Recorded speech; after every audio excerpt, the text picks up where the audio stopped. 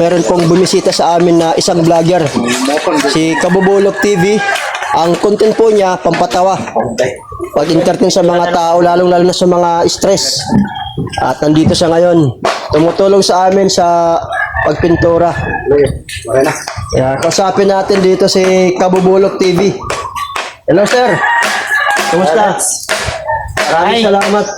Salamat sa pagbisita mo dito. Thank you rin. Nakapunta ko dito kay Kuya Dan or sa kilalang na Kwatsero. In-invite ko siya dito kasi siyempre nais kong bumuo ng isang team na puro vlogger na ang advokasya po namin isa lang po ang layunin, ang makatulong sa kapwa. At siya naman po kasi ang ano niya, puro patawa no.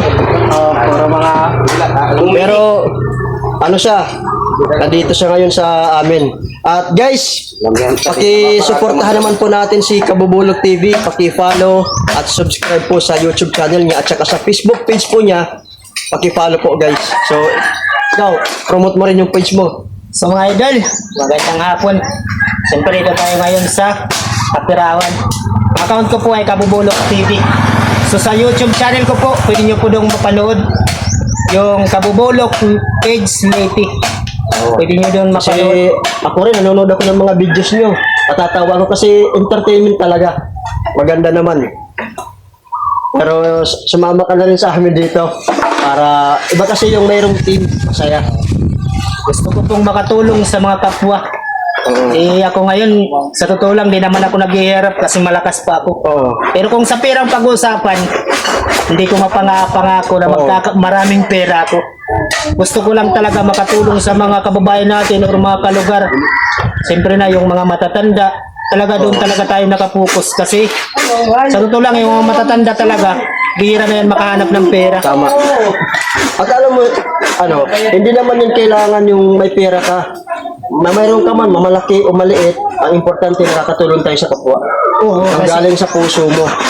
Siyempre, kasi anin pa natin yung pera. Ang pera, hindi yan madadala sa langit sa totoo lang.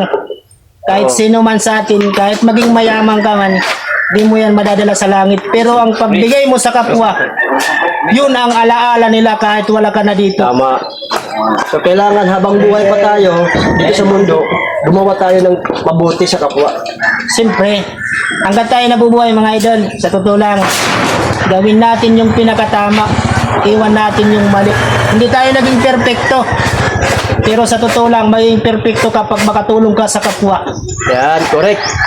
Yan si Kabubulok TV. Kaya follow na guys.